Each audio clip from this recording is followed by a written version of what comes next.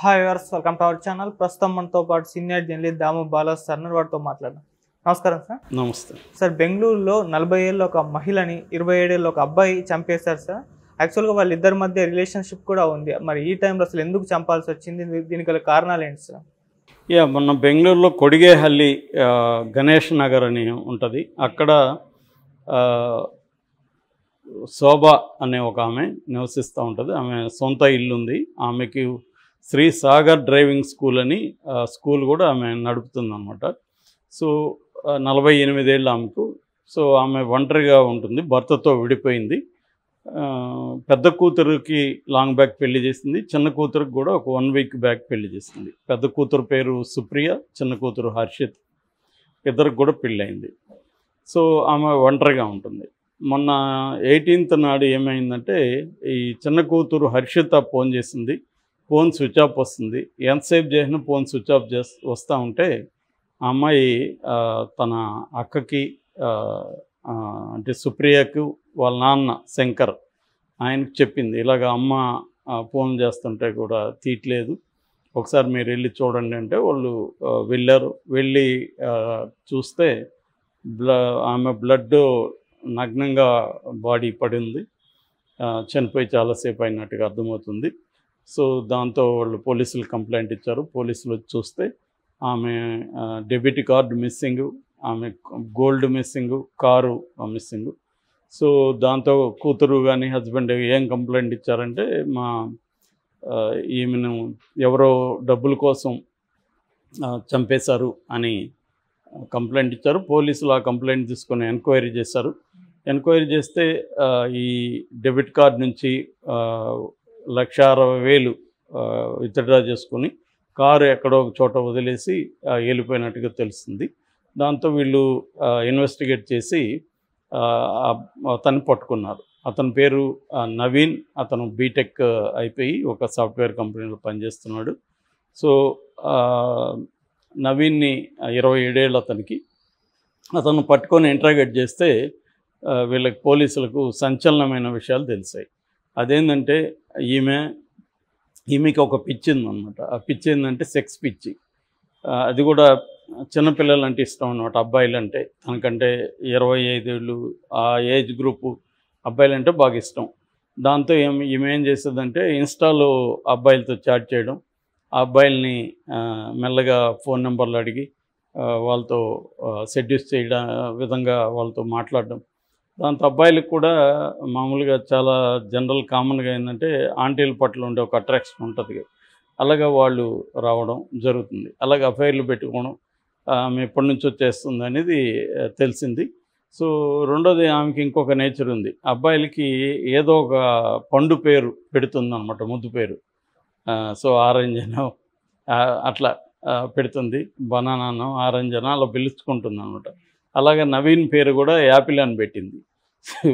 So Apple అని పెట్టింది. రెండోది, నవీన్కి ఈమెకి ఉండే ఒక ఈ సెక్స్ పిచ్ ఉంది కదా, దాన్ని తట్టుకోలేకపోయాడు నవీన్ కూడా. అంటే ఆమెకి పదే పదే కావాలి.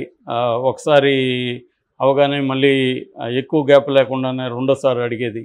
అలాగే ఇతనికి కష్టమైపోయి ఇది ఏంద్రా బాబు అన్నట్టుగా అయిపోయింది అతనికి.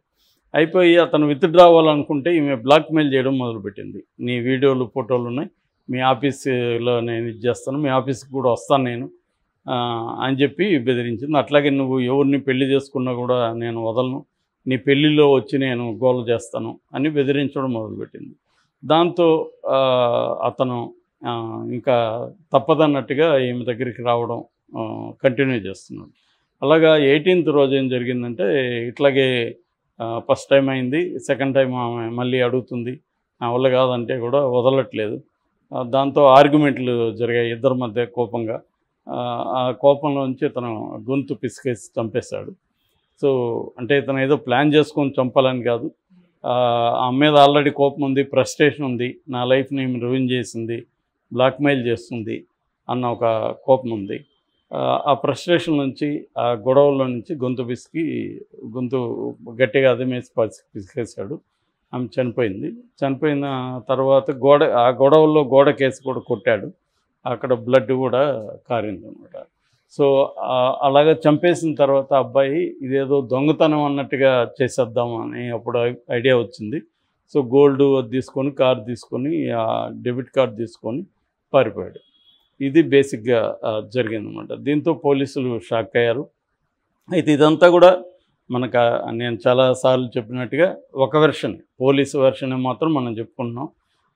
ఇందులో మనం ఎందుకంటే ఆమె చనిపోయింది కాబట్టి ఆమె వెర్షన్ చెప్పే పరిస్థితి లేదు. ఆమె వెర్షన్ అమ్మాయిలకు కూడా, కూతుర్లకు కూడా తెలియదని చెప్తున్నారు.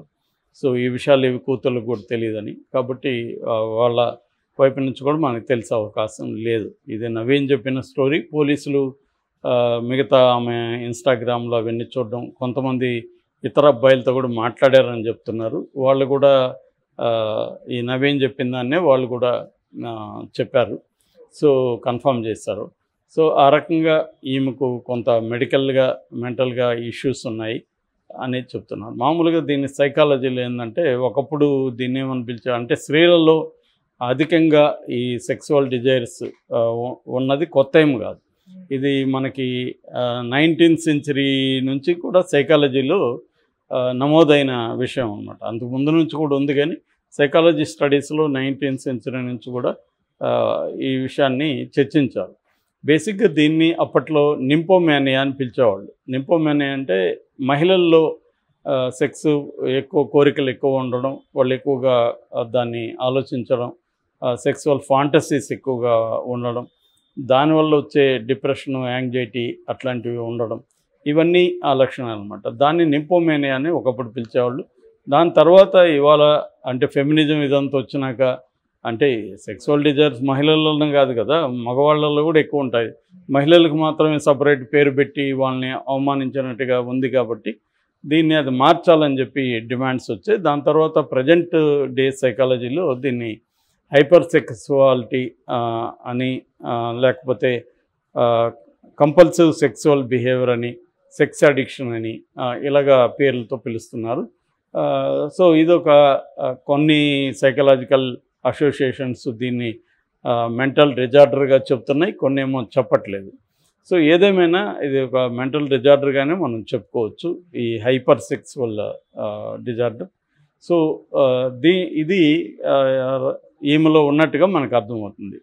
రెండవది, తనకంటే బాగా తక్కువ ఏజ్ ఉన్న వాళ్ళని కొంతమంది స్త్రీలు లైక్ చేస్తారు, అబ్బాయిల్ని. ఎందుకంటే ఇలాంటి వాళ్ళు ఉన్నప్పుడు వాళ్ళ డిజైర్స్ని, ఈ అబ్బాయిలు అయితే యవ్వనంతో ఉంటారు, యాక్టివ్గా ఉంటారు. సో ఫుల్ఫిల్ చేయాలంటే కూడా యంగ్ గైస్ కావాలి. అట్లాగే యంగ్ గైస్కి కూడా చాలామందికి ఈ ఏజ్ గ్రూప్ వాళ్ళు అంటే నచ్చుతారు. మనకి ఆంటీల మీద చాలా సినిమాలు, లిటరేచర్ కూడా ఉంది. దీనికి మళ్ళీ సైకాలజీ ఫ్రాయిడియన్ థియరీ ఏం చెప్తుందంటే, ఈడిపస్ కాంప్లెక్స్ చెప్తుంది. అంటే మగపిల్లలకి తల్లుల పట్ల ఉండే ఒక అట్రాక్షన్ కావచ్చు, చిన్నప్పుడు తల్లితో ఉన్న అటాచ్మెంట్ కావచ్చు. అందుకని తల్లి లక్షణాలు ఉన్న స్త్రీలను వీళ్ళు పెద్దోళ్ళైనా కూడా లైక్ చేయడం, ఆ ఏజ్ గ్రూప్ వాళ్ళని లైక్ చేయడం అనేదాన్ని ఫ్రాయిడియన్ సైకాలజీ చెప్తుంది. అంటే సైకాలజిస్టుల దగ్గరికి వెళ్ళి రెగ్యులర్గా థెరపీ తీసుకొని చేస్తే వీళ్ళు తమ ఇటువంటి ఒక ఎక్స్ట్రీమ్ ఉన్నది. ఎందుకంటే అది ఎక్స్ట్రీమ్ ఉంటే వాళ్ళకు కూడా ఇబ్బంది. అది ఆ ఎక్స్ట్రీమ్ డిజైర్ ఉన్నప్పుడు అది ఫుల్ఫిల్ కావడానికి అంత ఈజీ కాదు. అందుకని చాలామంది ఏంటంటే మాస్టర్బేషన్ ఎక్కువ చేసుకోవడం, లేకపోతే ఎక్కువగా పోర్న్ చూడడం, ఇవన్నీ కూడా అడిక్షన్ అది. సో ఇటువంటి దాన్ని సైకాలజిస్టుల దగ్గరికి వెళ్ళాలి. బట్ ఈమెకి అంత జ్ఞానం లేనట్టుంది. సో ఈ మెథడ్ ఎంచుకుంది. ఇది ఈజీగా కనబడింది. ఇన్స్టాలో చాట్ చేయడం, ఒక అబ్బాయి దొరుకుతాడు, వాడికి ఒక పండు పేరు పెట్టడం, వాడితో ఎంజాయ్ చేయడం, వాడిని వదిలేసి ఇంకొకరిని ట్రై చేయడం, ఇది ఈజీ ఉంది. ఎందుకంటే అబ్బాయిలు కుప్పలు దొరుకుతారు, పెద్ద ఇబ్బంది లేదు. సో ఇది ఎంచుకున్నట్టు ఉంది. ఫైనల్గా ఇది ట్రాజడీలోకి వెళ్ళింది. నేను అందుకని చాలాసార్లు చెప్తుంటాను. సో మనకి అఫేర్లు పెట్టుకోవడానికి ఇవాళ ఈజీగా ఉండొచ్చు, కానీ దాని కాన్సిక్వెన్సెస్ ఏంటి, దానికి మనం రెడీగా ఉన్నామా లేదా అనేది కానీ ఆలోచించకుండా మనం ఇంపల్సివ్గా అఫేర్లోకి వెళ్తే ఖచ్చితంగా అది ట్రాజిక్ కాన్సిక్వెన్సెస్ ఉంటాయన్నమాట. Okay sir, thank you so much sir.